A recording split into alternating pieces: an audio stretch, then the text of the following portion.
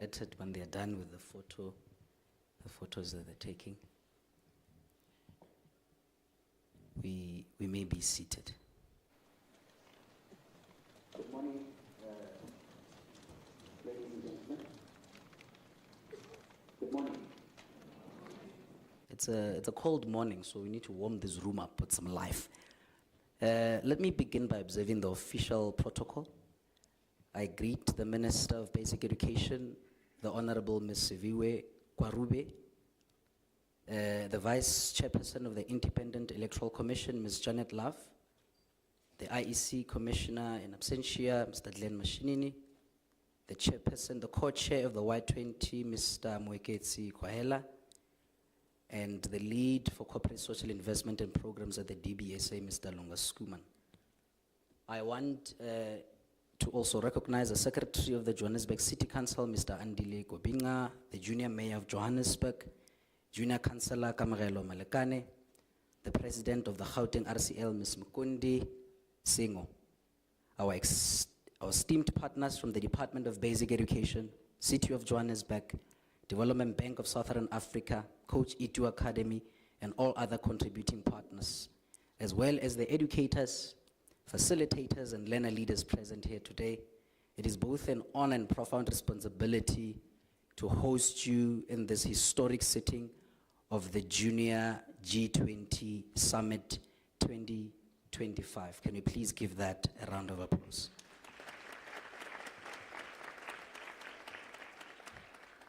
Ladies and gentlemen, to mark the official starting of our program, I'm going to kindly request the audiovisual team to screen our national anthem that we are all going to sing.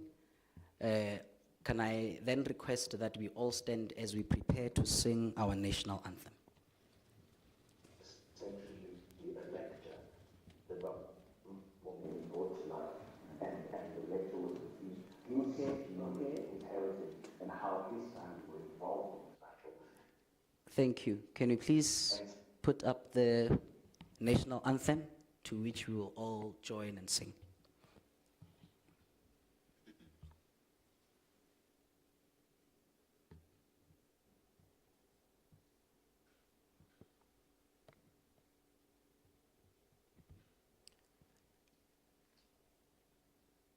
If it's not coming up, I'm going to then kindly request that We all sing our national anthem.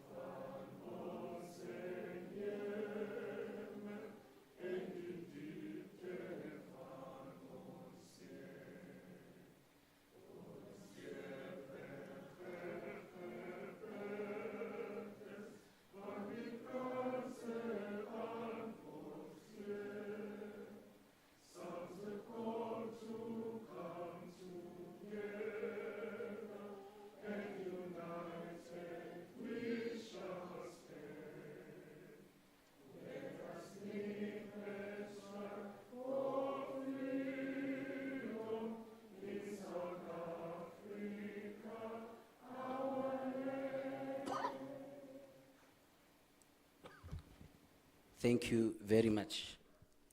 We may be seated.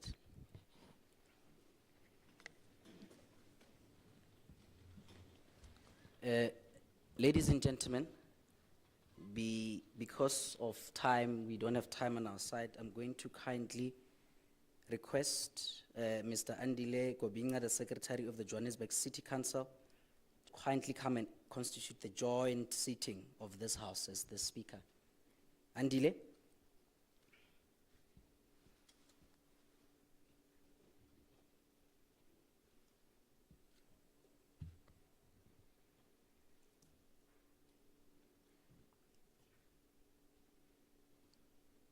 Is Andile walking towards me?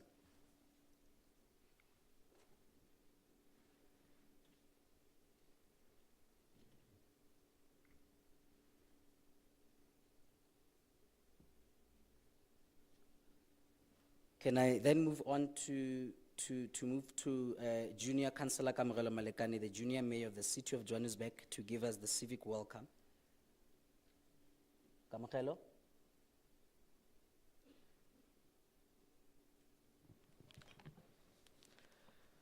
I'd truly like to welcome all the esteemed guests on this exceptionally cold Johannesburg day.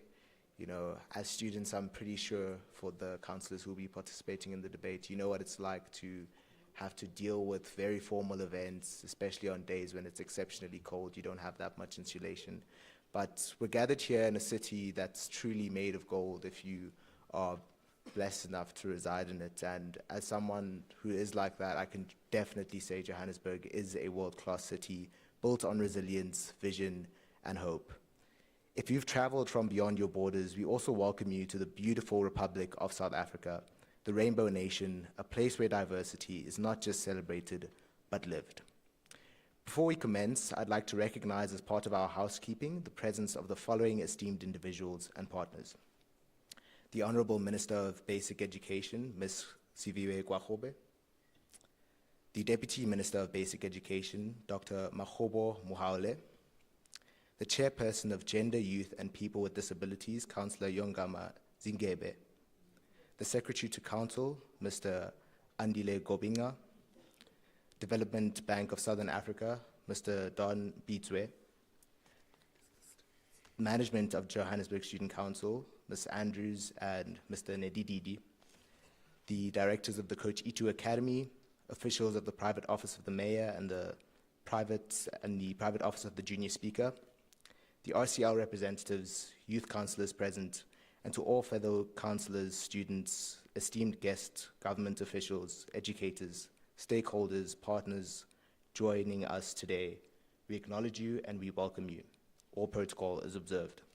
It is a great honor to declare that South Africa is the official host of the 2025 G20 Summit, and we are beyond proud that our very own city of Johannesburg has the privilege of welcoming you into this space.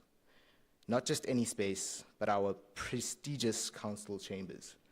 These council chambers have housed some of the most serious discussions that the youth of our city have had, and it is an exceptional honor to be here. This year's summit marks a momentous occasion for our city, and we not only gather as young leaders and global thinkers, but also under the leadership of the first son of Johannesburg, myself, who is hosting this remarkable summit. Although I may have been late because I had a school engagement, I would just like to say that it is an exceptional honor to be a part of this event, and it is great to just see how there are many learners like myself who are genuinely dedicated to the future of ourselves as youth advocates. We celebrate this opportunity not just to sit in conversation, but to open up, be brave about dialogue and pressing issues that affect us as young people and as G20 countries. This is not a token gesture, it's a youth voice in action, and we honor every effort that has gone into making today possible. This is a space for real impact, real voices, for real. We are especially grateful to the Minister of Basic Education and her office for opening the doors for learners and leaders to take part in this vital exchange. It is through such foresight that young people are not only included, but empowered. We acknowledge the valuable contributions of organizations that continue to uplift and invest in youth leadership. Among them are Agape Youth Movement, the Coach Itu Academy, and the Johannesburg Student Council, each playing a unique role in strengthening civic education, public speaking, leadership development across all schools. Your presence here today is a reflection of your steadfast commitment to young people, and we thank you. As we sit here amongst RCLs, youth counselors, representatives from across the world, let us recognize that we are not just the leaders of tomorrow. We are the philosophers, policymakers, and change makers of today. You're already walking in the paths we've once dreamed of. I would just like that to set in for a second. Like the words of Plato, the direction in which education takes a man will determine his future in life. This goes far beyond those dopey quotes that your teachers will tell you in class. It's something I would really like you to think about, especially if you're going to be engaging in this debate today. We must never underestimate the importance of the skills we acquire through the efforts that we put in to be leaders and while we are still young. I'm exceptionally excited for the robust discussions and the solutions that will be shared and the knowledge that will be built through the summit. We are proud to host this summit as a city and even prouder to be a part of this collective global vision for youth engagement. Let us enjoy this space, honor the diversity around us, and remember that today we are not just talking, we are building, we are leading, and we are becoming. I wish you all a successful, engaging, and meaningful summit. Let the conversation begin, and may all the best ideas win. Thank you. Can give that a round of applause. Thank you very much, Junior Mayor.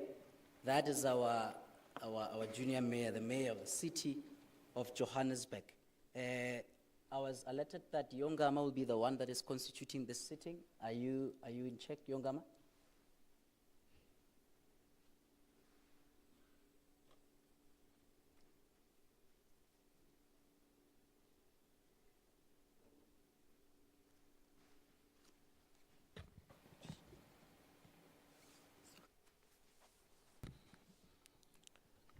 Good morning, everybody. My name is Yongama Zikebe, and I'm the chairperson of the Section 79 Oversight Committee on Gender, Youth, and People with Disabilities of the City of Johannesburg. I would like to welcome the Minister in these beautiful chambers of Johannesburg.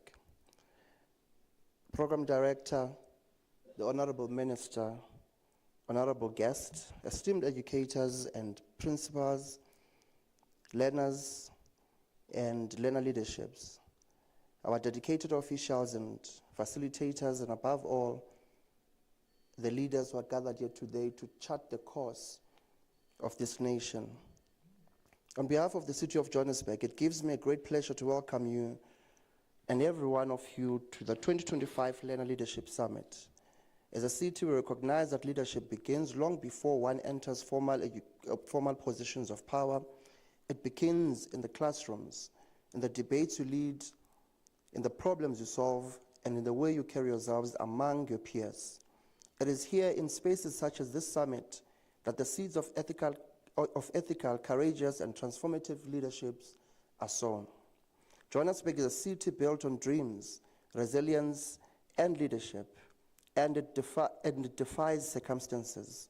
We're a city of gold not only because of what lies beneath our ground, but because of what lies within our people. Our learner leaders are the golden future of our city. Your ideas, your integrity, your dedication, and your determination will shape the communities you come from and the city you inherit. This summit is not just an event, it is a declaration that we as a City of Johannesburg are intentional about investing in young people, empowering to be active citizens and change makers. It is about building leadership that is responsive to the needs of your schools, accountable to your fellow learners, and rooted in the values of dignity, equality, and justice. I urge you to participate fully, to listen deeply, and to speak with courage. Let your voices echo the dreams and concerns of those you represent. It is therefore on behalf of the City of Johannesburg that I hereby officially constitute and declare the 2025 Learner Leadership Summit duly convened and in session. May your deliberations be guided by wisdom, mutual respect, and unyielding commitment to building schools and communities that are safe, inclusive, and conducive to excellence for all. We wish you a successful and inspiring summit. I thank you. Can give that a round of applause. Thank you very much, my brother. We're going to have a very brief provincial welcome by the Provincial Representative Council of Learner, President of Gauteng Province, who's going to give us a very brief provincial welcome by President Ms. Mukundi Sinogo, the Gauteng RCL President. Mukundi.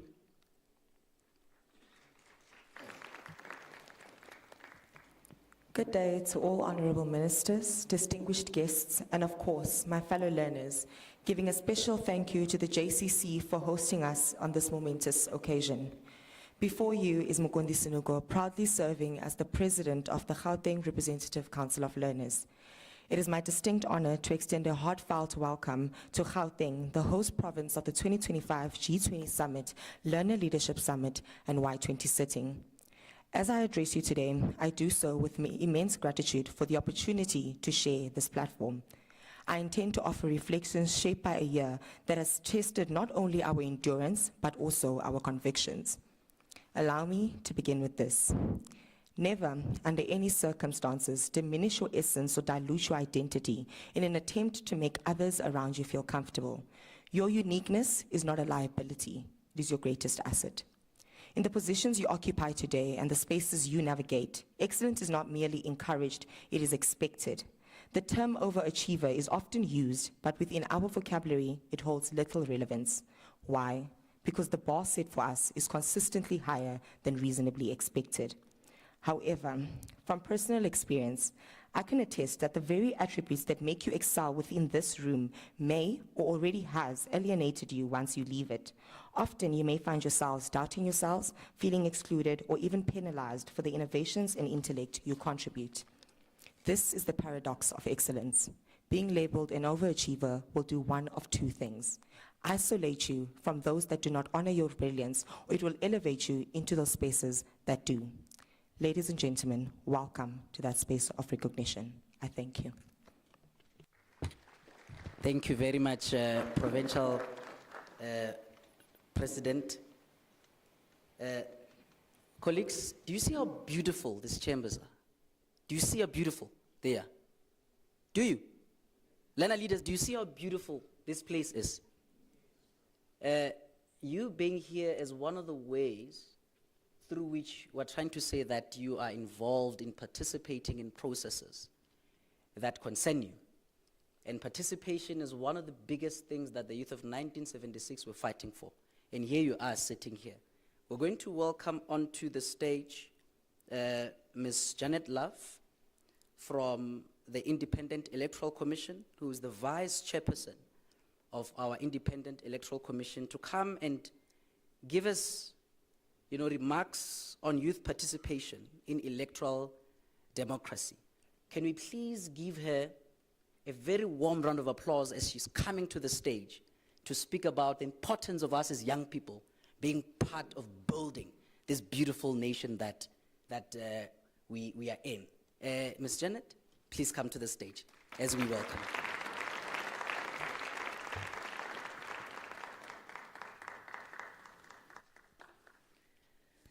Good morning, everybody, and thank you very much, Program Director. And I'd like to appreciate the presence of the Honourable Minister, of members of the newly elected Representative Council of Learners, of the representatives of the Provincial Council, as well as of the Joburg Council, both of whom are our hosts, and all of you distinguished guests, the educators, the leaders who are present here today, and all of the participants.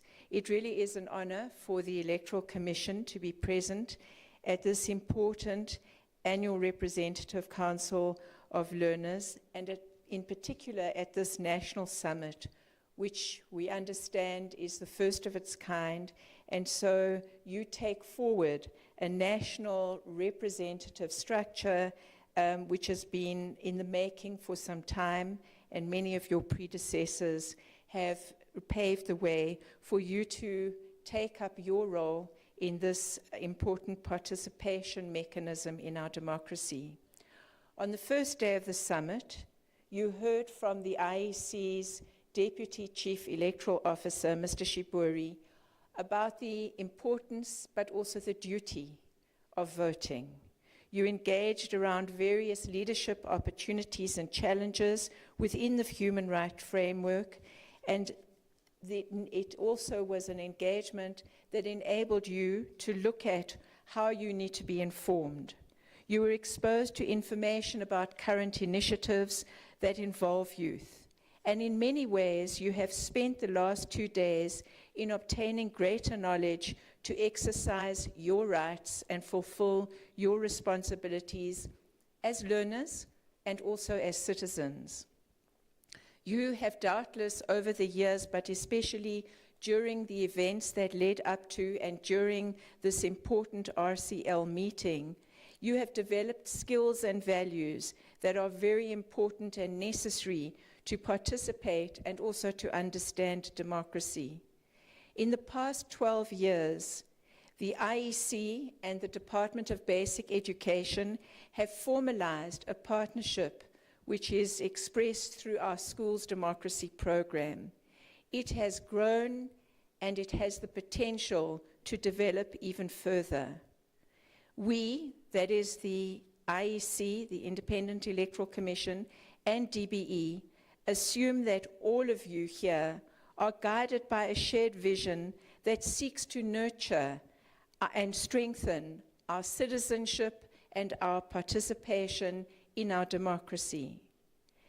But we need you also, as part of our Schools Democracy program, to infuse what we do with your ideas, with your engagement, so that every year we improve, we grow stronger, we cascade what we do into your syllabus, into the way in which you work in the world after you have left school. Each year, thousands of learners across the country take part in RCL elections. These experiences are more than symbolic. They are formative and they cultivate leadership, accountability, and a spirit of service. The RCL is a vital structure that enables learners to learn not just about democracy, but to live it. The South African Schools Act, grounded in the principles of the United Nations Convention for the Rights of the Child, reflect DBE's commitment to amplifying youth voices. So the RCL is a real-world platform for you to advocate, represent, and to lead. It needs you to understand democracy, but it also needs you to understand, when you leave your schools, how government as a whole works. To be representatives and to lead, not only in schools, but taking this experience into the wider world as elected representatives, it needs you to honestly reflect on how any representative needs to understand what the mandate that they have, what it is, and how it is carried forward. It needs you to be able, as representatives, to check that you are on the right track. How are you doing? How are you doing? What can you do better? What is working well? In what way can new technology offer better opportunities to strengthen what you are doing? These are the kind of questions that the IEC asks of its citizens and also of itself after every single election, because we see that as a process to strengthen everything we do in representative democracy. Representation, as you will possibly already know, but if you don't already know, you will learn very quickly during the course of this year. To be a representative is not an easy task. Together, the IEC and the DBE, through the Schools Democracy program, and working with you as RCL members and young leaders, we can build a bridge between education and action, not only in your schools, but way beyond.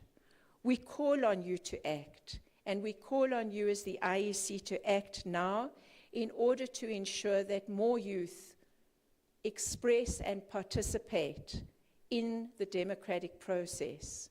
That starts with registration. Very importantly, I think many of us may take for granted that young people who are learners in their final years already have their ID documents. And for the most part, that is true if you are going to spend your time at school up until you get through matric. But as many of you know, you have friends and people that you were at school with who have left school before matric for a range of reasons. Many of those people may not have gotten their IDs. So I think the first thing that we are saying to you as learners, we are saying to you as leaders in your schools, make sure that the younger kids in your schools, before they get to their final years, make sure that they get their ID documents. Because whether they leave school in order to take up self-employment, to help their families, or for whatever reason, they are citizens too, and we want to be sure that they have that important document in order to be able to register.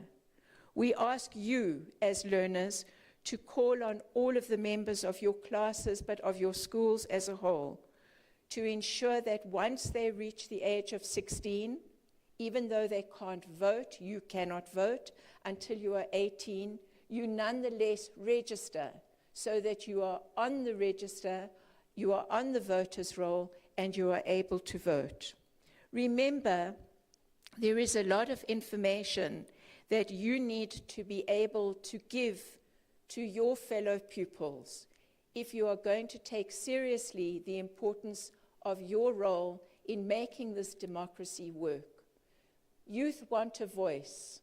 Youth will not get a voice from the heavens. Youth will get a voice because youth take that voice. And taking that voice in an election means voting, means participating. You need to lead young people in that effort.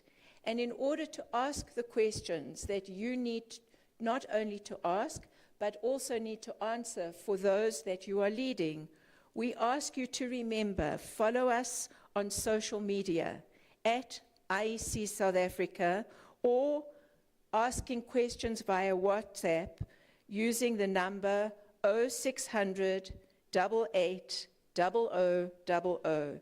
Interact with us and get to know about your elections.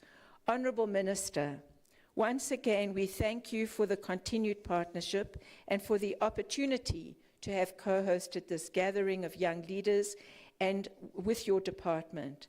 As the IEC, we are determined to continue to strengthen the schools democracy program, and we wish all of you the very, very best for this year. It's tough, you've taken on a lot, but we know that you will succeed, and we look forward to your leadership going forward. Thank you very much.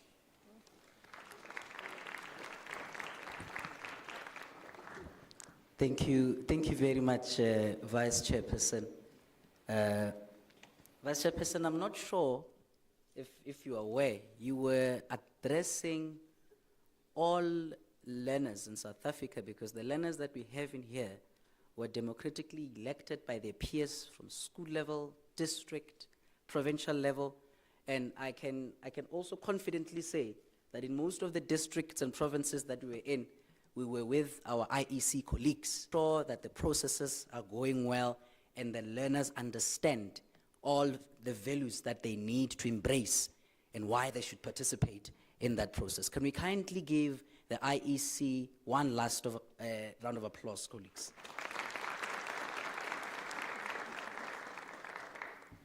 And it's beautiful that in today's sessions we have heads of states and key advisors representing nations such as Canada, India, Brazil, South Korea, Italy, South Africa, France, the United Kingdom, and the United States. So there's quite a number of countries that will be having conversations today, discussing and deliberating on education, minister, employment, and digital innovation. I had the Vice Chairperson there saying they must follow IEC on social media. Chances are they're already there.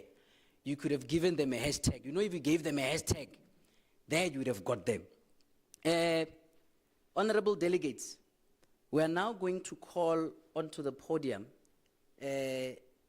someone that has really made history in this country in becoming one of the youngest ministers that the Republic of South Africa has ever seen.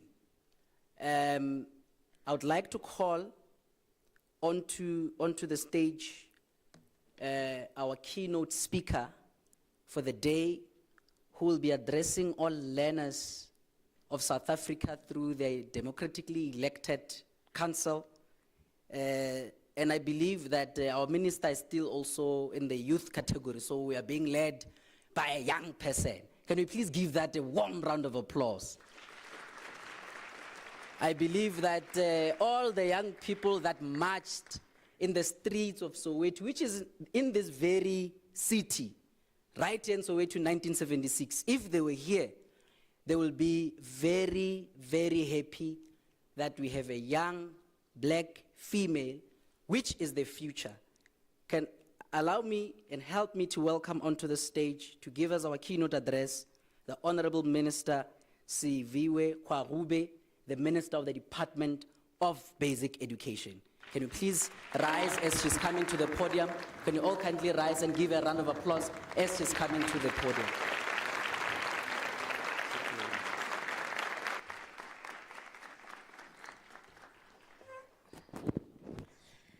A very good morning, everybody. You may have your seats. Thank you.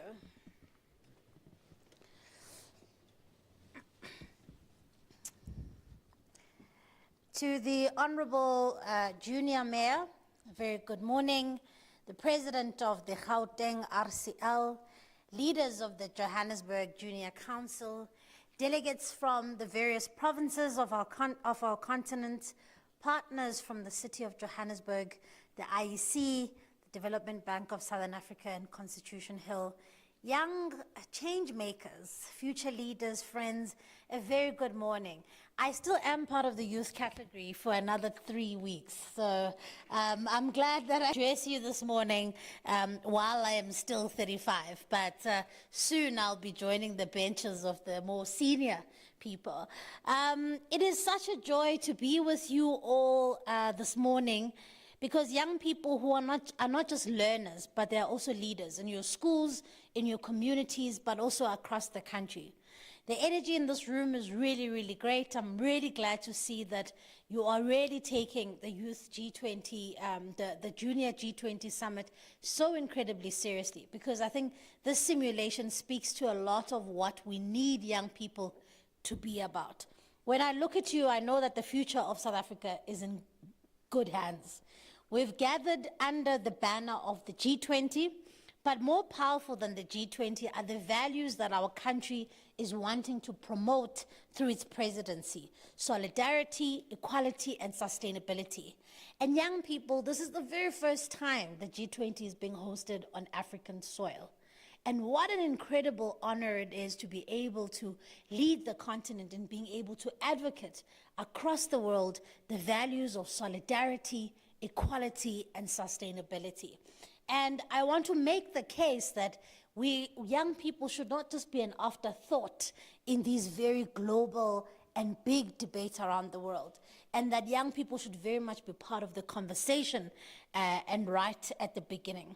And so I don't speak to you as just learners, but I'm speaking to you as leaders, as young people with a voice, as active citizens in our country.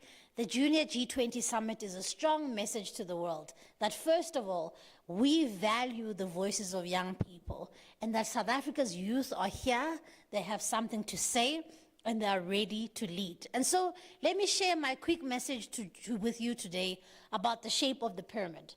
A strong structure that begins at the ground level, which I believe is your schooling life, rises through the community and reaches all the way to the global stage. Because leadership is not something that just happens overnight. It is something that is built over time, step by step, from the ground up, by making small decisions that take you to the places where you are today. And leadership doesn't just start right where you are. It does. It starts in your schools. And it doesn't begin with just a fancy title or a speech or a big title. It begins with small but powerful decisions that you make each and every single day. Decisions that help influence and shape others. Decisions that can help make schools safer places for learning. We can all agree that we can't learn or grow if you don't feel safe. And that's why 3 days ago, the Minister of Police and myself launched the Safe Schools Protocol with the Minister of Police to say together we want to make sure that the places of learning, schools, which are the places of learning for all of you, should remain safe. Because ultimately, what we want you to do is we want you to be engaged with the work of being a learner, a young leader, somebody who's there to learn in the places of safety that is free from bullying, drugs, gangsterism, and violence. But we can't do this alone, and this is why I mentioned this in this gathering. We can't do this work alone. You too have a role to play.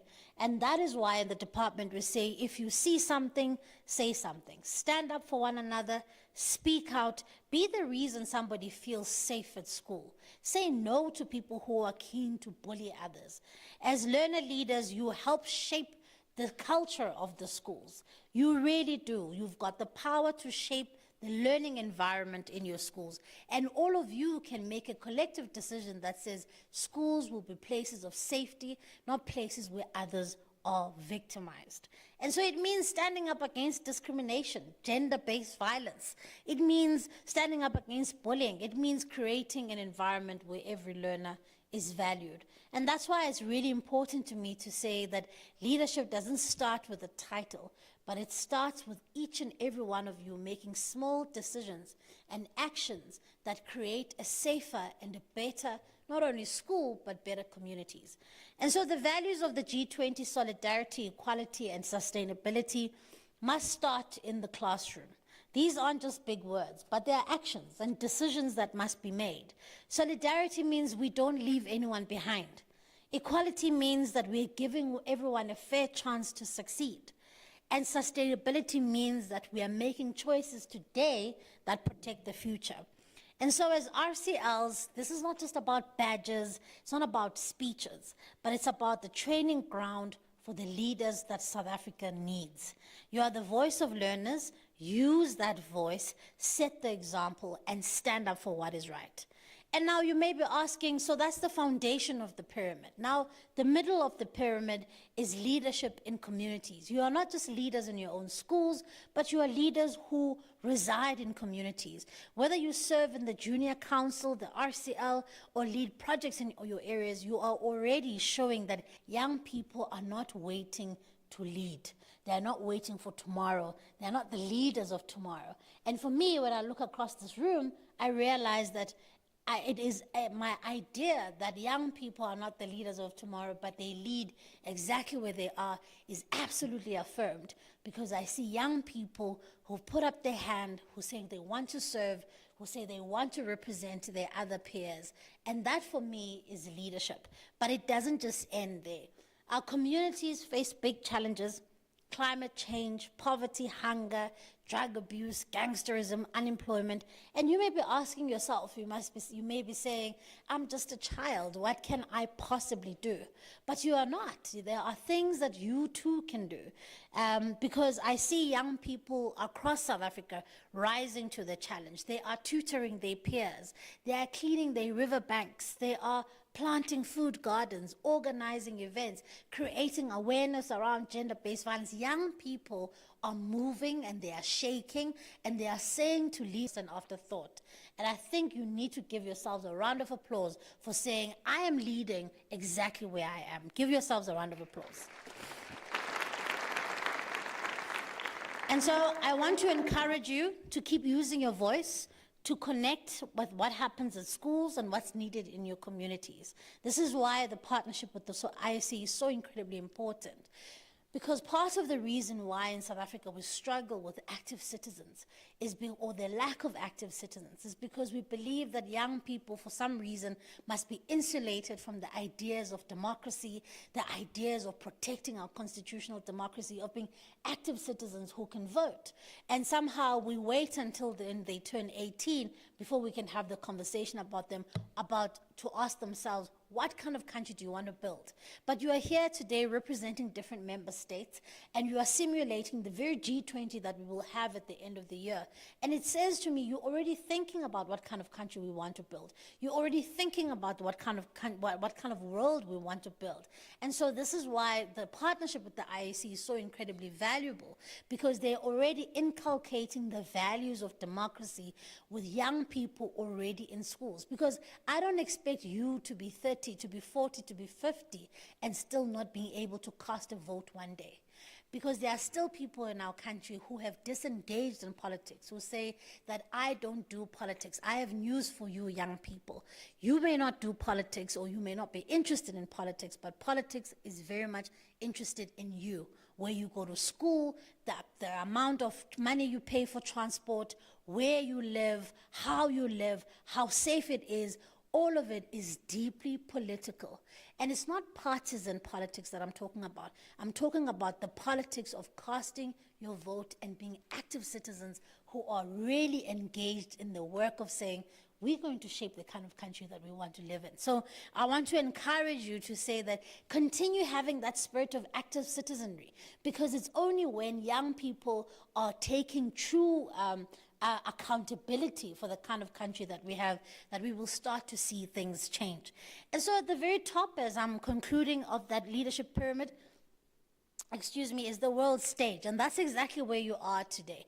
The Junior G20 Summit, is, as I said, sends a very powerful message to the rest of the world that we don't leave young people out in South Africa, that we understand, you already understand things like climate action, things like education equity, digital inclusion, public health. These are some of the things that you're going to be grappling with. So by taking part in the summit, we are learning how the world works and how to change it. It's exciting. It's also a very difficult and scary place to be in right now. And this is why I want to just take a minute to say to you, this is why we need young people to be engaged at the very core of what it is that we do in countries and around the world. Friends, the world is incredibly a scary place to be in right now. It's deeply polarized. It is filled with populists, and it is filled with people who don't have the best interests of general public at heart. And so the only way to change that is to change the quality of leaders that we have, not just in politics, but in business and in NGO spaces. That's the antidote. The antidote to populism, the antidote to extremism, the antidote to all that is going on in the world is to have young people, capable leaders, credible leaders, and also ethical leaders leading us in various spaces in our society. So I have faith that you will be the antidote to the kind of things that we're seeing around the world. And so in conclusion, leadership is like a pyramid. It's strong and steady, but built from the ground up. And this is the kind of work that you are all doing today. It grows in communities through active citizenship, which is what I'm asking you to do. And then it reaches the world where you put up your hand and you say, I want to be part of the change. So you are leaders because you care, because you act, because you do not wait for permission to make a difference. And as your Minister of Basic Education, I'm proud, not just because of what you do, but because of who you are becoming. It is so heartwarming to see young people taking up these opportunities to say we are part of a global conversation about where the world should be headed. And you ought to be proud of yourselves. But it doesn't,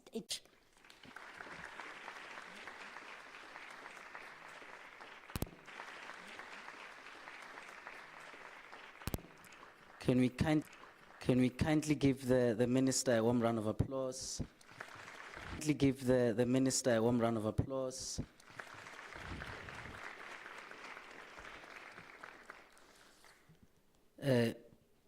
Thank you very much, Minister. It's a proud moment. I don't need to have read it anywhere. You can just nod with your head, but I think I'm certain. Somewhere in your life, you were a learner or a student leader. There's no way you wouldn't have been. I believe that you were, and so you can see young people that being a learner leader, these are some of the platforms that you eventually get yourselves into. Can we kindly give the minister one last round of applause?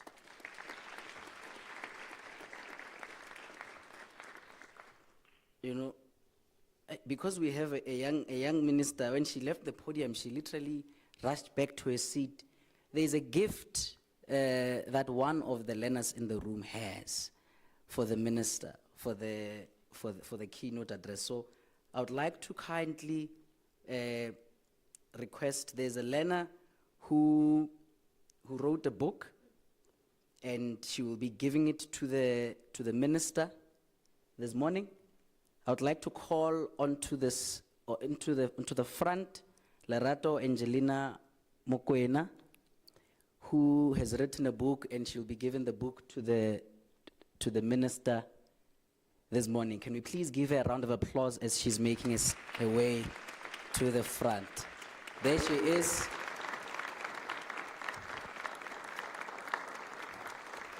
You can see dynamites do come in small packages. Can we please give her a thunderous round of applause? The cameras are ready when she delivers this book.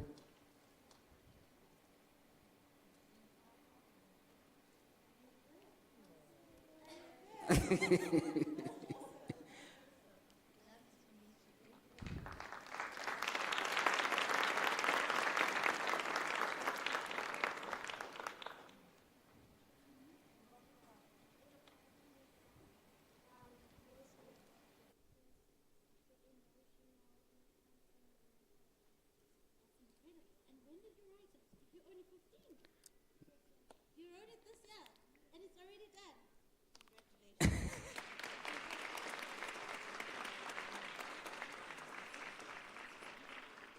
Congratulations. Is it on you now? Okay, no, it's all right. Thank you so much. Beautiful. I hope we took nice pictures. I think the minister wants to take a selfie with you. Lerato is elected president of Ikatisong Secondary School this year. She's the current president of her school. She is the current deputy president of her circuit in Tolwane circuit. She is elected Leo Madibeng RCL executive representative. She's also the district secretary of Bujanala district. And she's also the provincial secretary of Northwest. Can we please give her a round of applause? Young people, you must read and write your stories. She says the book is about teenage life, if I got it correct. Thank you very much. Catch her on Minister's social media account with that hashtag. Ladies and gentlemen, now I'm going to kindly request that the minister and the vice chairperson from IEC and my colleague from Y20 and DBSA to come and join us here in front, as we will be recognizing the National Representative Council of Learner Executive that is here with us, as we'll be giving them certificates of acknowledgement, and that would be the item that we'll be rendering at this moment. Can I kindly request the minister and her colleagues to come and join us right here in front, as all the 10 learners that are representing our learners in our schooling system to prepare themselves. The certificates minister are here with me. I kindly request one of the officials to come and assist me. Thank you.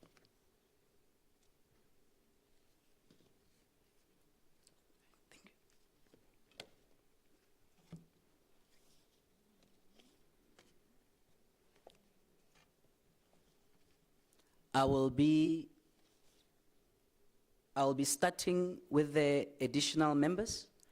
The audiovisual team, are you fine? We're recording history. If you don't know, since the inception of this republic and inclusion of youth and learners in the South African Schools Act in 1996, this country has never, in its history, had a national learner leadership structure that is democratically elected from all our almost 6,200 schools in the country. So it's for the first time, and we are making history. I would like to start with the additional member. I'm going to start with Mukondi Sinogo as our first additional member. Mukondi, please come and receive your certificate of recognition and shake the minister's hand and suck in all the blessings to be our future minister. Mukondi is the president of Gauteng Learners. We can give a round of applause, guys.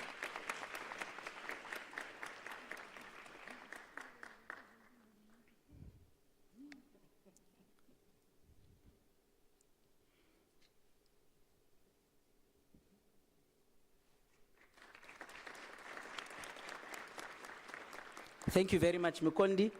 I would like to call another additional member, Luke Agnew. Luke, I believe, is from Western Cape. Luke, the president of Western Cape.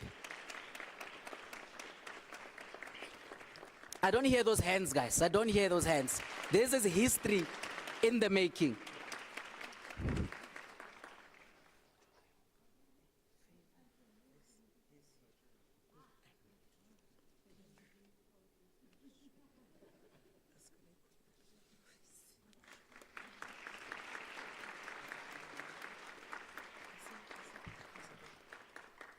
Thank you very much. Look, he came in yesterday in the summit and the place was already vibrating with his energy. I would like to call Favor Eziankulu as another additional member. Favor?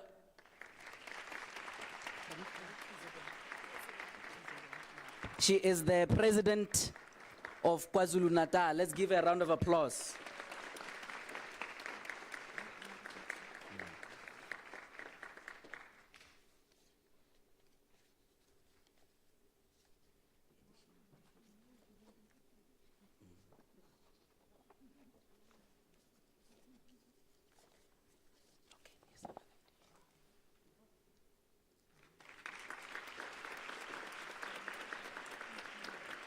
Thank you very much.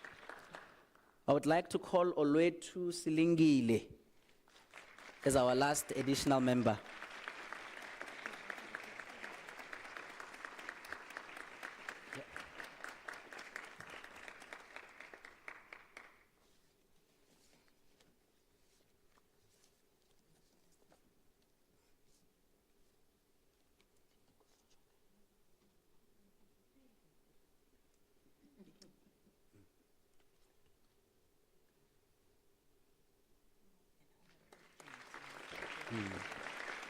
Thank you very much. We're now going into our top 5. The executive, we have our treasurer, Muswara Matlotlo. There's the one that makes sure that, no, Muswara Matlotlo is my home language, CPD, for treasurer. I see you're clipping there. The name is Lindokuhle Bingi, the treasurer.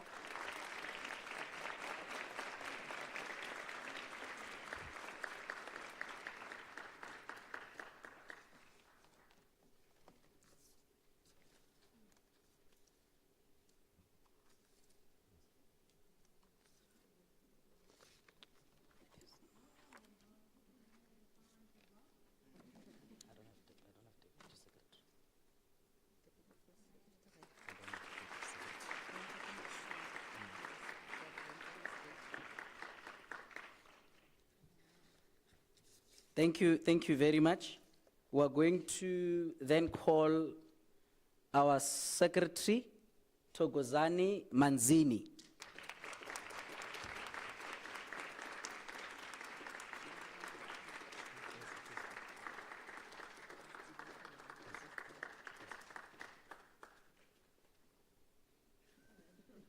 It's coming from behind. There are different tactics to leadership.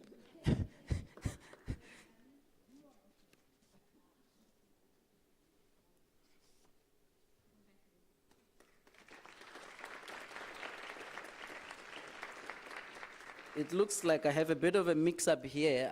I'm still waiting. I think they printed the secretary certificate twice, so I don't have the deputy secretary. So they're trying to check for me. But I'm going to proceed to then call the deputy president of the Republic of South Africa for all learners. in our schools. We have Dikhabiso Sekhe, Deputy President. Oh, I think there's a problem. It's not the Deputy President. Who's the Deputy President? Okay, the things that are printed here are not correct. Let me, give me a minute. Let me get these names right. IEC is approaching me, so you can see that we are doing everything well. There's the Deputy Secretary. Okay, Yeah. okay. Thank you very much. You're going to pardon us, colleagues. There's a mistake here with some of the certificates. They did not print some of the certificates. I would like to call the Deputy Secretary. Deputy Secretary. Is this one, right? The bottom one. The bottom one. Sekre Dikhabiso. Yes. And then who else must be next? Yeah. It's fine. Who's next? Just to verify. Kapel. Should you need another one? Okay.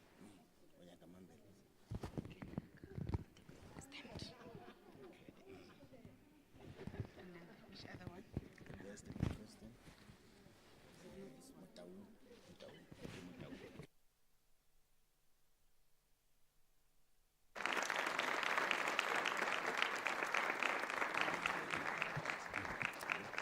Thank you very much. Now we're going to the Deputy President. We have Mataung Bonginkosi. You can ululate, colleagues. You can ululate. It's a proud moment. Don't shy of being African.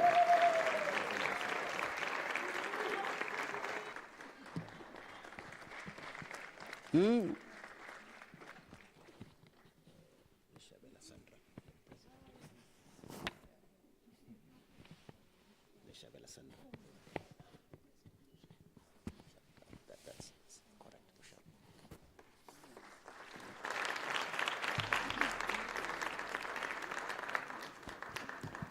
Now we are going to the presidency. Union buildings. Ndalantloof. We have the country's first national RCL president, following in the footsteps of our honorable minister, also young, black and female. Can we please put our hands together for our president, the president of all learners in the country, Ms. Sandra Leshabela from Limpopo, the president of Limpopo, who's now the president of South Africa Learner Leaders. We can stand for her as she goes, the president of all learners. This is Sandra Leshabela from Limpopo province.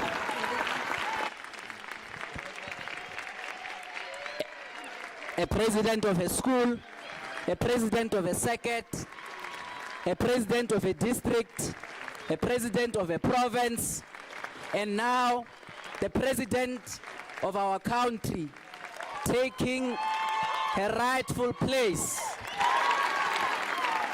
Ladies and gentlemen, we have before us, Sandra, don't leave. I would like to then call all the other executive members to come for and additional members to come for one big photo, and that would be the end of recognizing our national learner leaders.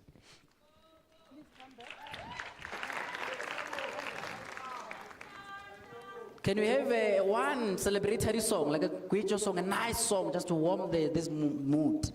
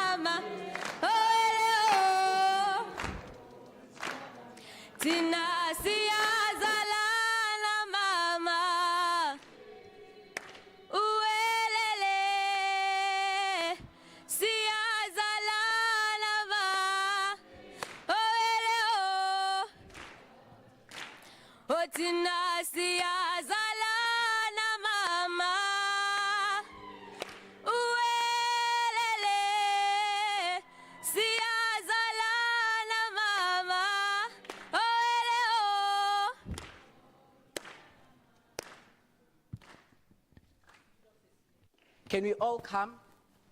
Learners, we're going to have one big group photo, so all learners are going to come behind. Ne?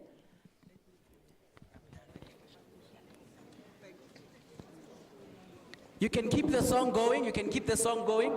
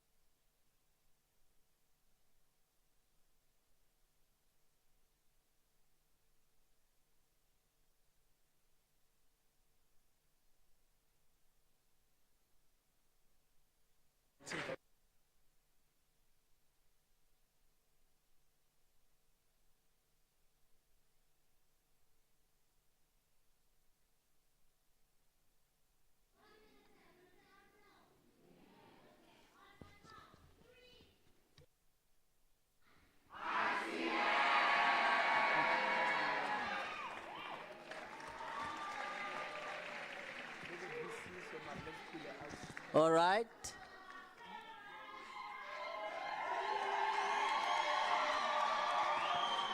Thank you very much. Thank you.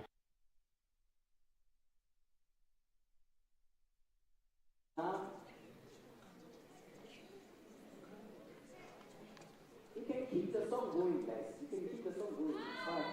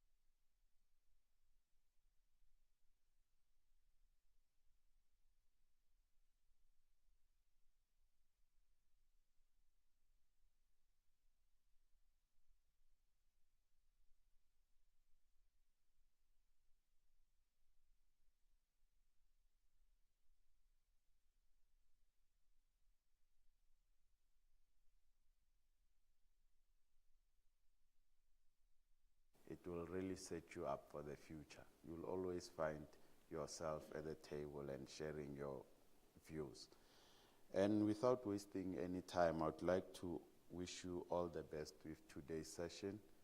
And I'm hoping that all the ideas that would be shared in this session will find view and form in the G20, and we hope to see whatever that you intending or sharing as solutions that would finally be implemented. Thank you.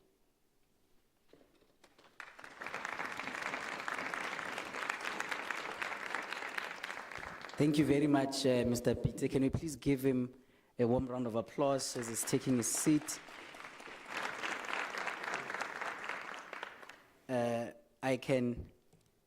I'm actually very much humbled by his address, because he couldn't take his eyes off me, you know, when he spoke about being young and all of this. I think my height sometimes make people think that I'm also in grade 11.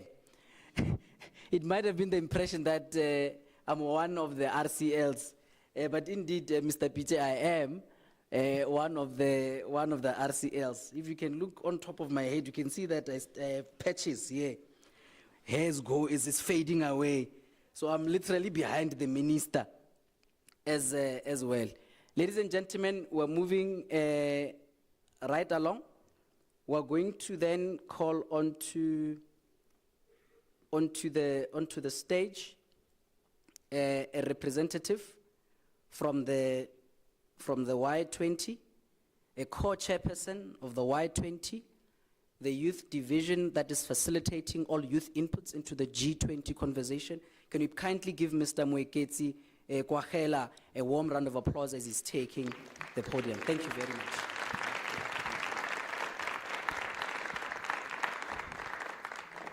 Thank you so much, Program Director. And of course to the Minister of Basic Education, Siviwe Khwarube, and the Vice Chairperson of the IEC, Janet Love, who had to briefly step out. But also, colleagues, let me also welcome the Junior Mayor of the City of Johannesburg, Councillor Kamokhelo Malekane, and of course, Ms. Mukondi Sinugo, the Gauteng RCL President, and both of your collective leadership, who I have all the confidence are knowledgeable about what that is and what it entails. But also, colleagues, I'd like to recognize the teachers and the education and training officers joining us today, because really the work that they do takes place second place to nothing, right? Nothing at all. And that this is, theirs is, you know, a first order profession. As has been noted, my name is Mweketsi Kwagela, and I serve as the co-chair of the Youth 20. Right, what is the Youth 20? The Youth 20 is the youth engagement group of the G20. So colleagues, in essence, when we heard that the G20 presidency is coming to South Africa in 2025 under the themes solidarity, equality, and of course sustainability, young people in the youth development space, but also young people either in activism or doing grassroots work, we said we are going to be uniting, right? We are going to be youth who build bridges, right? We are going to unite for solidarity, we are going to champion equality, and also we are going to drive sustainability, right? And in essence, colleagues, much of our work as the Y20, which represents all of you here, is taking place through 5 thematic tracks, right? And in essence, before I take you through those tracks, yesterday I was at Northwestern Sun City at the 3rd Sherpa meeting, basically presenting what we would like to see come out of the final declaration in November in the Leaders Summit, right? But also I think many of you would note, as I imagine, as you're doing your presentations, you're doing research, you would note that there will also be the G20 Social Summit. So in essence, we are also taking leadership from the Brazilian colleagues. So because the Leaders Summit in November is inherently exclusive because the leaders will be there, the Social Summit is basically imagined by DECO or the foreign ministry in this country to be the People's Summit, right? Like what was done in Brazil, to say that whether you are a young person from Soweto, rural Eastern Cape, or KZN, or Durban, or Kilani, or Sentinel, wherever you are as a young person, come and make your inputs, right? But also, colleagues, part of the reason why we had to go to the Third Shepherds meeting yesterday in Sun City to represent what we want to see come out of the G20 as it relates to young people, for us, it was also to go there and lobby, right? Because we understand the power of lobbying, right? And one of the things that we really, lobbied for was the institutionalization of the Y20. And I will get to that later on. But perhaps to take you through our 5 key thematic tracks that we've committed ourselves to in terms of the Y20, which is, again, the youth engagement group representing your interests. The first one is on climate change and environmental sustainability, right? What are those green horizons, right? What do we mean when we say we want to lead a just energy transition? Now, we know that many of us here and many of our young people in this country across all the 9 provinces, they reside in communities that are desperately hungry for electricity, right, for water and sanitation. Certainly, our junior mayor, Kamokhelo, would certainly know that, this municipality that is hosting us, or the city of Johannesburg today, is a city in many ways in crisis, right? And I certainly hope that through his leadership, he's providing not only leadership, but certainly guidance as to how do we resolve for those challenges, right?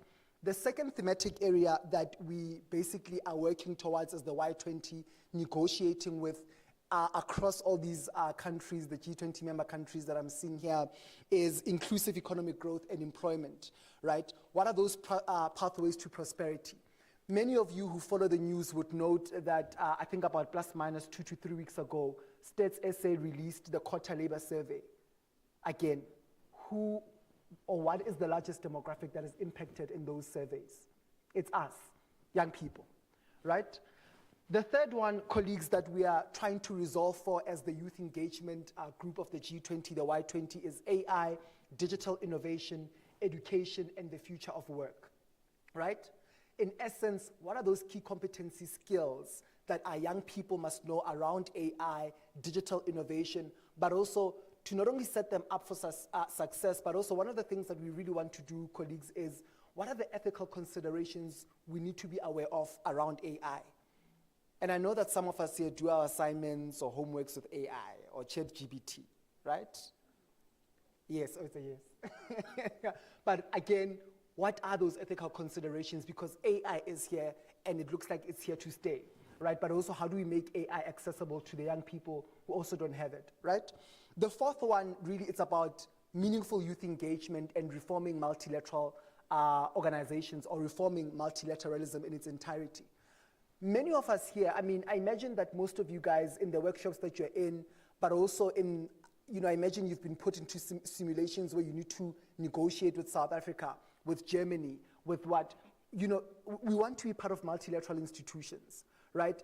And in fact, yesterday I was having a conversation with the former Minister of DERCO, Dr. Naledi Pandor, about how do we make sure that our young people are part of multilateral organizations, such as the African Union, right? And I also want to emphasize, as the minister, or to carry from where the minister left off, in terms of saying, part of the historical moment that we're in as South Africa is that, South Africa, this is also seen to be, Africa's G20, given that we are the only country in the African continent that is part of the G20, right?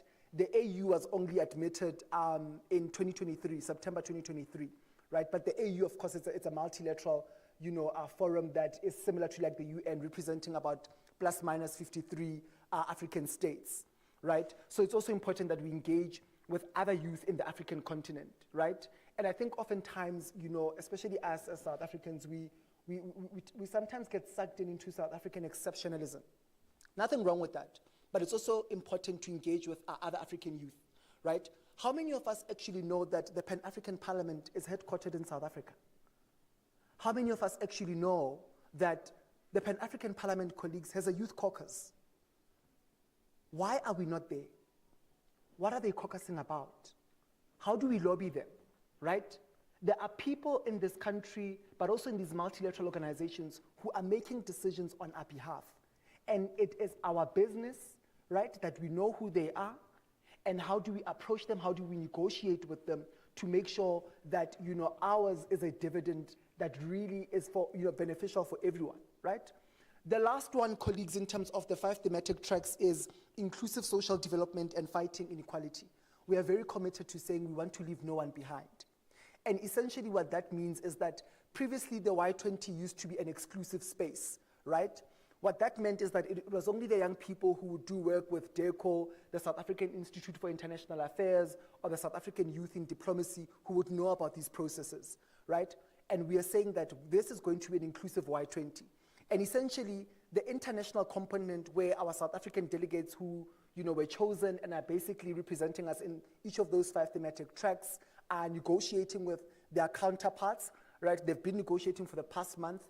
Last week, in fact, we were at the Innovation Hub in Pretoria where we held our pre-summit. So the pre-summit is a build-up to the Y20 summit that is going to take place in August, where we hope to see many of you there, right? To input into the final communique of the Y20 to say, this is what we want as young people, right?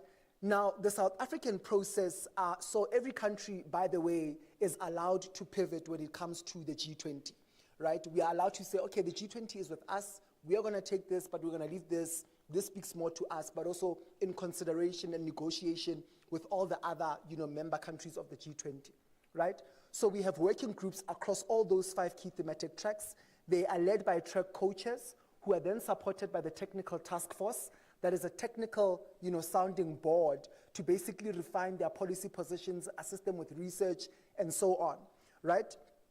Now, when the South African delegates and the track coaches are done negotiating with the international counterparts, they come back to the working groups that are South African, full of South African youth, but also African youth, to actually say, now you must pressure test, right? This was coming out.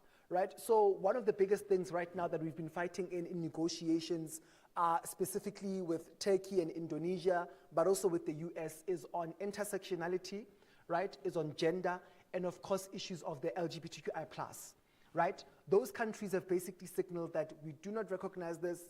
We don't want to sign to a final communique that says we must respect, the basic human rights of the members of the LGBTQI+, or what is this thing of intersectionality called? What do you mean gender? What do you mean by gender, right? So already those are where the divergences are, right? In terms of where we are not finding each other, right? And perhaps some of the areas of, convergence where we are finding each other is on issues like climate change, right? So some people are already proposing, debt for swaps. So basically debt for swaps basically means that, South Africa is currently in debt. I'm just using that as an example, right? So what that means is that in order to reduce our debt, can you borrow us money? And by borrowing us that money, what we will do, how we are going to pay it back is that we are going to implement, climate change initiatives, right? As a way of paying back to reduce climate change and all those things. But as I wrap up, Program Director, yesterday, like I mentioned, I was at the 3rd Sherpa's G20 meeting in Sun City. It's wrapping up today. I must apologize in advance because I have to leave immediately after here to wrap up our things that side. So one of our high-level deliverables is on institutionalizing the Y20, right, through a Y20 Sherpas Council, but also a Y20 Alumni Association, right? The reason why we want to do that is that it speaks to the Troika system. Troika basically, it's a fancy word that means 3, right? So right now, South Africa is part of the Troika, right? So Troika also means past, present, future. Past, Brazil; present, South Africa; future, the United States of America, right? And the Troika system basically functions in such a way that not only are you handing over to the US incumbency, but also you're getting, shared and land experiences rather from Brazil and South Africa, right? So the Sherpas Council will also speak to that to say that we also want to track our recommendations. By the way, the Y20 is the oldest engagement group. It started in Canada in 2010. We are the oldest engagement group out of all engagement groups, plus minus 14 years in existence. And we've got plus minus 200 recommendations, but none of them have been implemented. None of them have been implemented. So we are saying, the leaders in November, can you endorse in the Leaders Summit the Y20 Sherpas Council, but also the Alumni Association? It's already been done with W20. W20 is Women 20. It's already been done in B20. B20 is Business 20, representing business interests. You see it in C20. C20 is Civil Society 20. You see it with T20. T20 is Think 20, which represents the interests of think tanks and research institutions. Why can't it be done with young people? How are we going to track our progress? And part of that has meant that we also need to negotiate and lobby other engagement groups. We've already done that with Business 20 and their Sherpa Kes Kovadia. And in fact, B20 was kind enough to also create a B20, task force under B20. So B20 have got various task forces, and each of those task forces, their main focus is to mainstream women and SMMEs. So they created a youth task force that will also try its level best in the negotiations to mainstream women and SMMEs, right? Small, medium-sized enterprises, right? So colleagues, that is essentially us in terms of the work of the Y20. I'd like to again, as I wrap up, to take this time to really thank you for not only your time, but also I think for showing up, right? And that can be taken for granted, particularly given that when you look at the demographics of this country, we are the largest in terms of demography, right? So I think thank you for showing up for the young people of this country. And I wish you all the best as well in terms of the negotiations that you will be taking. We will be reaching out to the colleagues who organize this, to basically get all your inputs and see how can they feature in the final Y20 communique when we present to the leaders in November. But also I do hope that I will see many of you guys at the G20 Social Summit, right? Because that is the People's Summit where you'll also be there. But also, what I can also reveal is that the G20 Social Summit, part of what DECO is looking to do is how do we also then, tie in this matter that's been announced by the President on 16 June on the national dialogue, right? So, colleagues, allow me to end there. And I'm sure that, many of us here, you are young, you would have already been told that, the future is yours for the taking or whatever you make of it. But the fact that, it's really not yours for the taking or whatever you make of it. And really what I mean by that is that, the future is also what other people make of it, right? How other people will participate in your future and your lived experiences of that, right? And part of why that is because the past is already in debt to the mismanaged present, right? And again, contrary to what many of us here as young people have heard that, the past is done, it's over, but it's not over, right? But the past is always in process. And really what that means is that, every time we critique the past, every time we analyze the past and all those things, it yields new information about itself, right? And in fact, it can be more liberating, right? If we are willing to identify its distortions and are willing to actually do the kind of work that you guys are doing here in terms of saying, how do we repair? How do we heal it so that, again, this future that we are inheriting is not only just for us, it not only meets the needs of the present, but also it meets the needs of the present without compromising the needs of the future generation that are coming up. All the best with your negotiations. We are proud of you as the youth engagement group of the G20, Y20. Do reach out to us. The Y20 is also your process, right? These multilateral forums should not be it's not for us, it's for them. No, it's for all of us. And it's important, and I'm looking forward to reading all the recommendations that you will be doing, and good luck with the negotiations that you're going to be doing today. All the best. Thank you so much.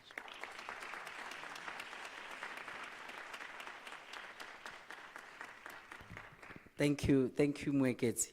Thank you very much, my brother.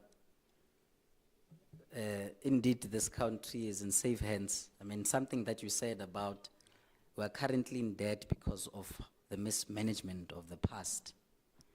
I think that is something profound that you said this morning, that the future generations will face challenges unnecessarily so because the current generations did not play their role. Can you please clap hands for that?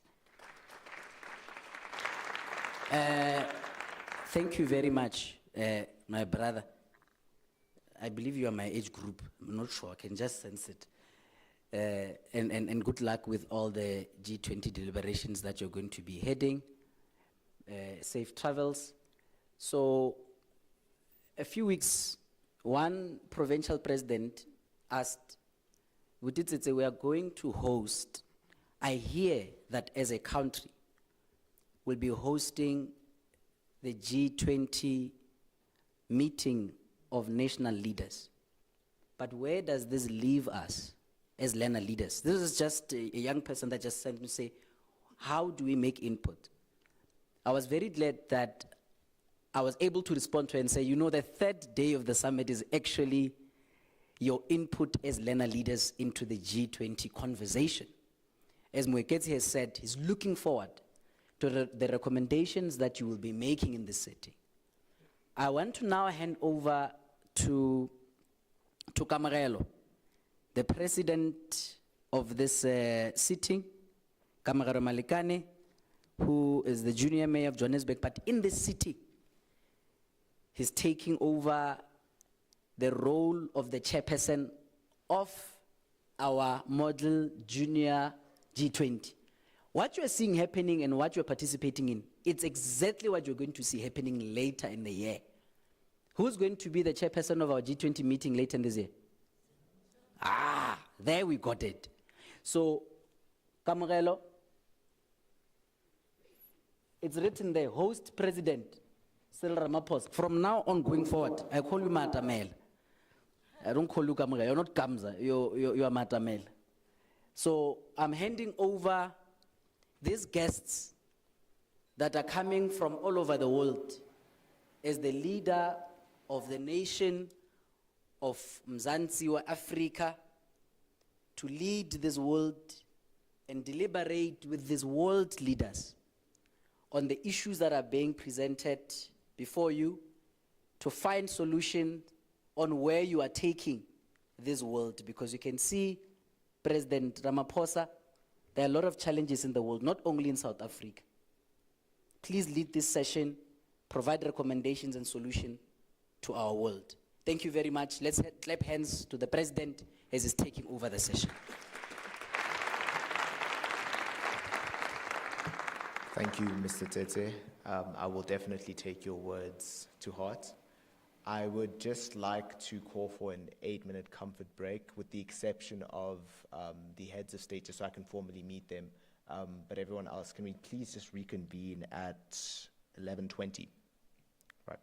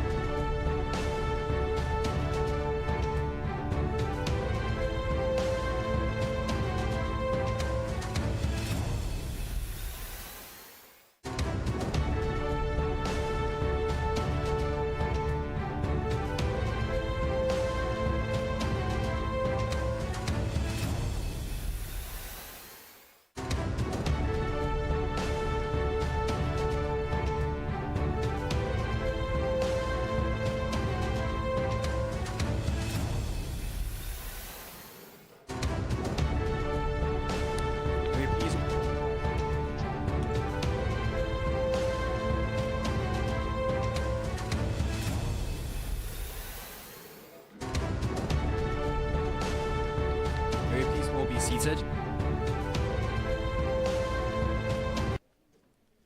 Okay. Just to go over a few rules again, the only drink you may bring into the chambers is a sealed bottle of water. No tea, no coffee, nothing like that. Also, please make sure your phones are on silent or switched off. We cannot be having notifications going off. And lastly, that drum you hear, that is to signal you returning to the chamber. So please do so in a timely manner when you do hear that drum. Thank you. Over to you, Mr. President. Right then, thank you so much, Mr. Lala. Just before we begin, would like to call on the Independent Electoral Commission of the Republic of South Africa just to hand out the gifts to the representatives.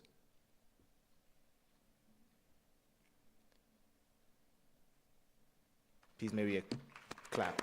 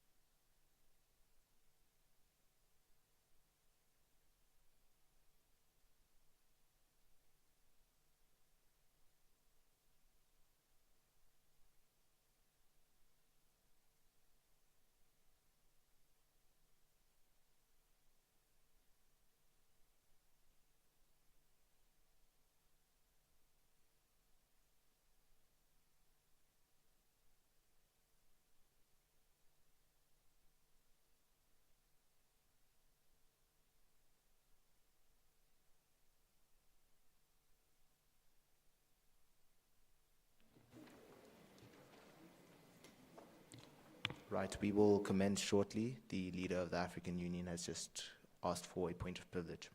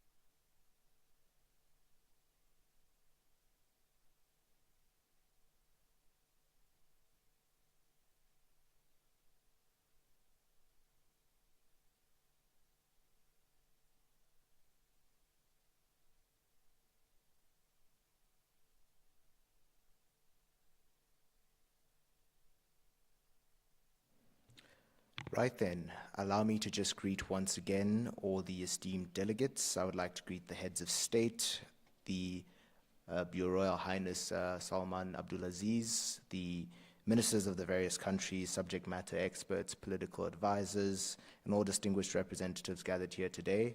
I'm confident that everyone is at bay regarding what they need to do for this debate, so I'm looking for a very competitive discussion, but as well one that's very informative. I'm aware that the heads of state have at their hands the most capable people from their respective countries and nations, and I would really just like to say that it's an honor to have you all here, and it's an honor to have you all in the midst of such a wonderful city. And I do look forward to what we're going to bring in this discussion. But I think it's relevant that I mention the global bodies that we have present. We are honored by the presence of the African Union and the European Union. These are institutions that really continue to advance cooperation, diplomacy, and youth empowerment on a global scale. So I'm expecting a lot from them as well. But I think just as a form of reflection in 2023, I did chair the African Union, and that brought along a lot of change for how we advocate for, the youth and how much they have to say with regards to the rights they have. And I think that just shows you how far we've come as leaders of the youth globally, and I'm exceptionally proud of that progress. So I think you can give yourselves a wonderful round of applause.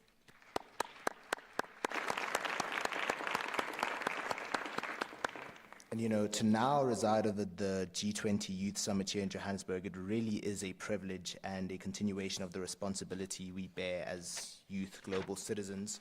But just to inform you guys of the structure of the meeting, it's going to begin with the opening statements from the selected delegations. I will begin first because we are the host nation, and from then on we'll have the host nations giving their opening statements in alphabetical order. But further than that, I would just like to say, from this meeting, I expect a modicum of respect, a modicum of dignity when you do represent these countries, because it is an official event. I would avoid using jargon that's too hard to understand. I would expect you all to be as clear and concise as possible. I'd also just like to remind you that we are pressed for time, so if you can be as concise as possible, it would be greatly appreciated. But right now, I would just like to begin my opening statement. So I would just like to say that it's both an honor and a profound responsibility to address this esteemed gathering on behalf of the Republic of South Africa, as we stand at a pivotal moment in global education and its landscape. South Africa truly brings to the G20 a firm commitment to the future of education and a firm commitment to inclusive, equitable, and high-quality education, because it forms the foundation of sustainable development, social progress, and shared prosperity. Our first priority is quality foundational learning, because we firmly believe that the future of our societies is built on the earliest years of a child's life. Early childhood care and education, which is what we call the ECCE, is not merely a stage of learning, it's the bedrock of cognitive, social, and emotional development. If we are to raise generations that are resilient, literate, and capable of lifelong learning, we must invest urgently and boldly in foundational learning systems. This means training quality educators, ensuring access to resources to every single child, but particularly in these marginalized communities, and fostering an environment that nurtures curiosity from the very beginning. Organizations like the Development Bank of Southern Africa have been at the forefront of this priority and making sure that this vision is something we can truly call our reality, so I'd just like them to know that. A second priority we have is the mutual recognitions of qualifications in a global context. Because our world is increasingly interconnected by innovation and mobility, the recognition of these skills across borders is exceptionally vital. South Africa has already begun laying the foundations of this by aligning its education system with global digital standards. Because in 2022, the Department of Basic Education piloted the coding and robotics in schools across all 9 provinces, preparing learners for tech-driven futures that lay ahead for them. But in June 2024, this curriculum was formally integrated into the national CAPS framework from grade R to grade 9, and this move ensures South African learners are not only equipped globally with relevant skills that their qualifications can be recognized, but also respected internationally. Mutual recognition truly isn't just a step forward for economic cooperation, it is an investment in the dignity and global mobility of every learner. But finally, our third priority speaks to the heart of transformation, education, professional development, and At the heart of that, I would just like to say that teachers, lecturers, and trainers are the architects of human capital, yet they too must be equipped to navigate a world of digitalization, climate change, and drifting pedagogical change and needs. Professional development must no longer be seen as a luxury, but a necessity, lifelong relevant, and responsive to the future of work and the relevant values of humanity. To sum it up, South Africa urges the G20 summit to treat education not as a side agenda, but as the main agenda, because every innovation, every reform, and every recovery, be it economic, social, or environmental, begins in the classroom. So let's just move together with courage and clarity for the sake of our children, educators, and the shared future we have all together. Thank you.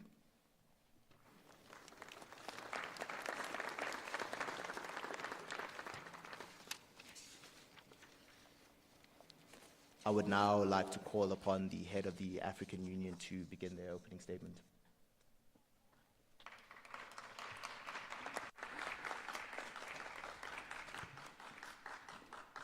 Honorable Chair, esteemed delegates and honored guests. We, the African Union, representing 55 sovereign nations and 1.4 billion people, stand united in our quest for a fairer global system. As we gather here at the G20, we bring forth the collective voice of Africa, guided by the vision of the Agenda 2063, the Africa we want. When you educate a young mind, you educate a continent. These words of Joseph Kizebro resonate deeply within us. Education is the bedrock of our development. Three main priorities of the G20. Number one, quality education. We're focusing on STEM, vocational training, digital literacy to equip our youth with skills for future job markets. Two, harmonize regional qualification frameworks across member states. We aim to promote African languages and indigenous knowledge systems in the curricula. So that's to let the nations know that we reject education models that exclude African contexts, languages, or values. However, our efforts are hindered by climate change. We demand climate justice and resilience through, number one, fair carbon markets, loss and damage funding and technology transfer. Two, we oppose one-size-fits-all targets. We prefer development-sensitive pathways. And three, we endorse the African Green Stimulus Program. We would like to say we reject policies that slow Africa's industrialization or increase debt for green goals. We do not want exploitation. As we move forward, we recognize the importance of partnerships and technological advancements. So we invite the G20 to join us in shaping a prosperous, united Africa. Together we can foster innovation, drive economic growth, and ensure climate resilience. The Africa we want is not just a dream. It's a reality we're building together. An integrated, prosperous, peaceful Africa. Thank you.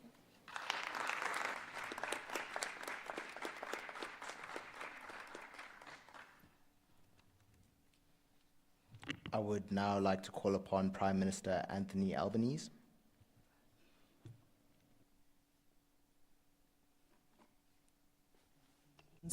Of salutations of the wonderful morning.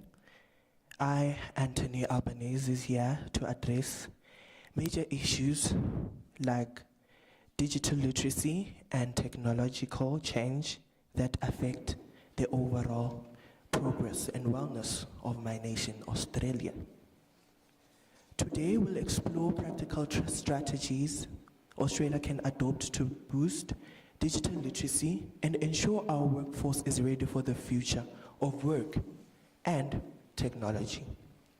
The challenges we face is rapid technological change that is reshaping jobs and industries. Many Australians lack the digital skills to keep up. We live in a digital age, yet thousands of Australians, young and old, are left behind due to the limited digital skills. This puts pressure on individuals and the industries alike. Our goal is to build a digital literate society, create a future-ready workforce, and encourage innovation and inclusion. Our vision is clear. An Australia where everyone, regardless of age or location, can confidently use digital tools, adapt to change, and thrive in future industries. The aim of digital literacy in Australia are a digital safe environment to apply information, find information, use digital tools, evaluate information, manage digital identity, and to understand social responsibility. We have strategies we can imply to ensure that these measures are put into place. Our first strategy is to implement nationwide digital literacy programs. Digital skills in school curriculum, community workshop for adults, special focus for rural areas and underserved areas. From early childhood to adulthood, we must invest in accessible digital education, especially in communities where tech access is low. Digital literacy is a tool to opportunity. Thank you, Prime Minister. Your time has concluded. Thank you.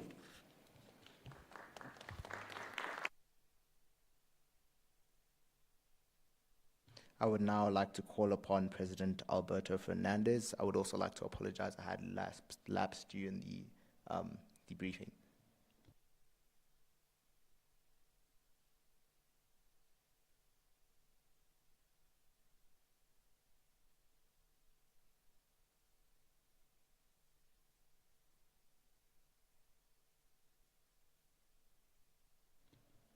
President Alberto Fernandez. President of Argentina.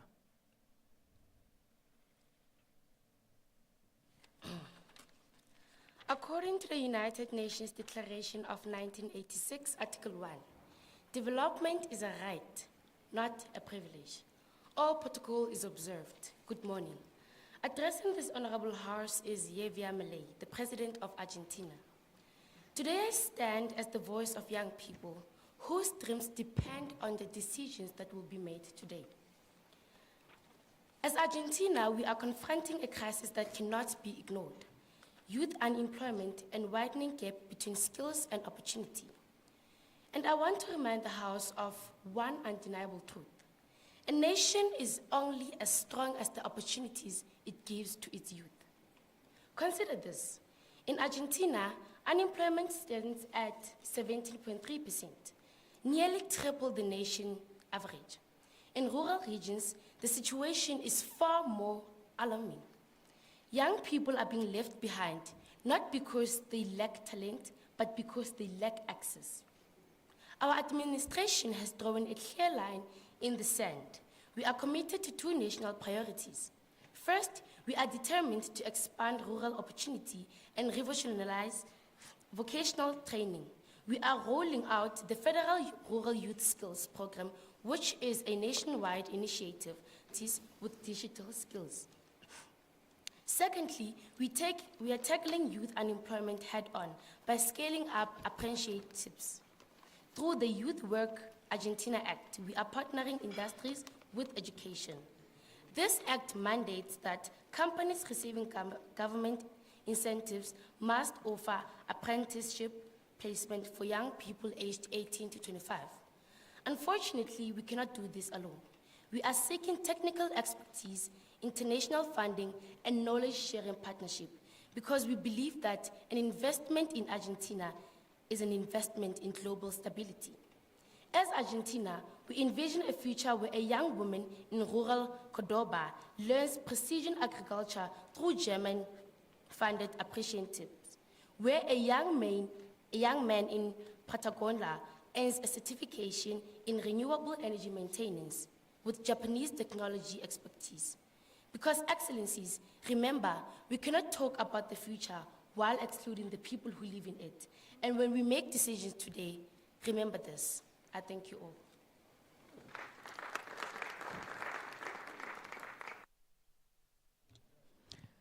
Thank you, President. I would now like to call upon President Luiz da Silva.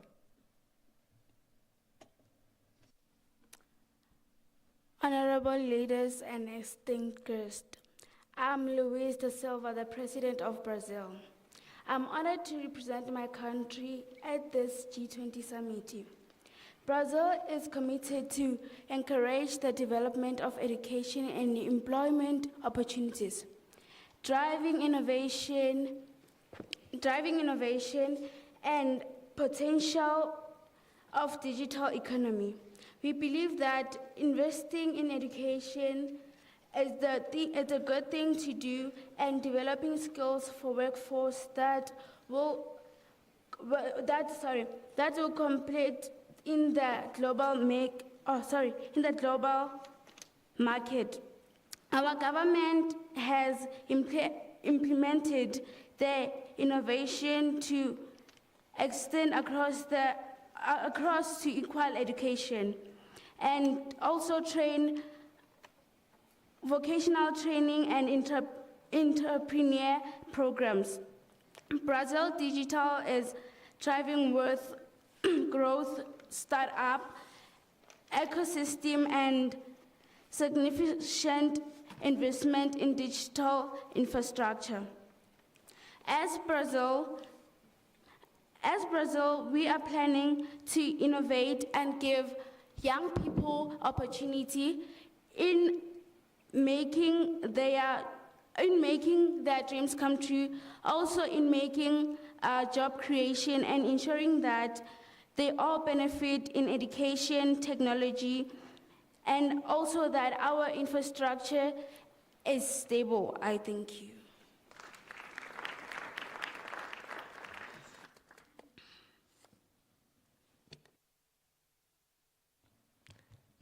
Thank you, President. Allow me now to call upon the Prime Minister of Canada.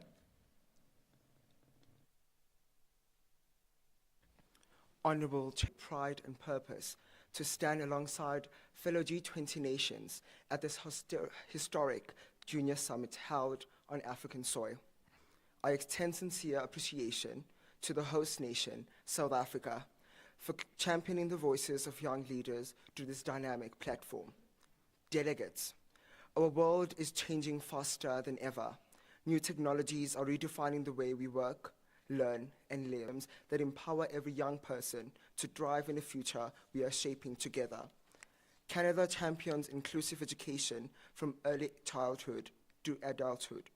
We're expanding lifelong learning programs, retaining opportunities and online education platforms to ensure no learner is left behind. In a world where one degree is no longer enough, Canada believes education must be continuous, creative, and connected to real-world change. To confront youth unemployment, Canada has launched bold initiatives like the Youth Employment and Skills Strategy, linking students directly with employers through internships, mentorships, and innovation hubs. We are also strengthening our apprenticeships networks because practical hands-on learning is just as vital as textbooks and tests. Canada's strategy is clear.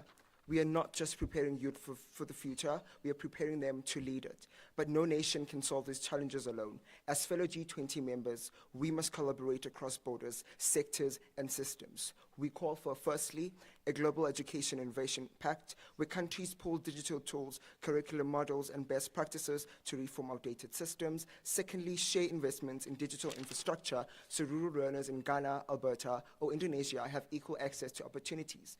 Thirdly, youth-focused employment strategies that prioritize green jobs, tech startups, and socially responsible enterprises.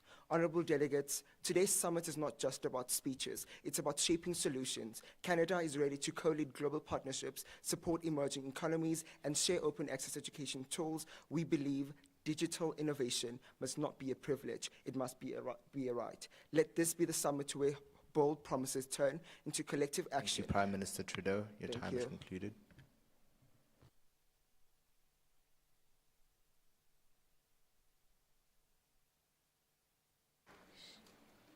Just before I move on to the next head of state statements, the photographers have just asked that you Guys, just